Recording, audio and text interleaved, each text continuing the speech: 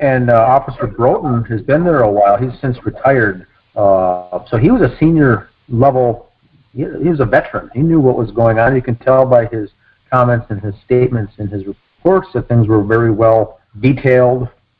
I mean, he said, I opened the door and there was, he said, quote, an overpowering odor of decaying flesh. Now that would make sense for bodies being there. So I got family and friends that are in law enforcement. The first few days, up to a week, is when it's going to be the most horrendous. After that, the smell is still bad, but it backs off a little bit. The most overpowering is that first week, probably the first maybe days 3 through 7. And so when he says overpowering, that leads me to believe it's in that 7 to 10 day window that the bodies were sitting there. If it was 3 weeks, it would still stink, but I don't think you see the word overpowering, because by that time the stench is for the most part gone away.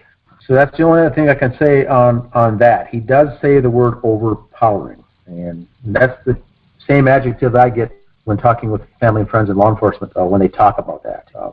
Yes, it's going to smell later on as well, but if it's overpowering, it's in its first round of the whole rigor mortis.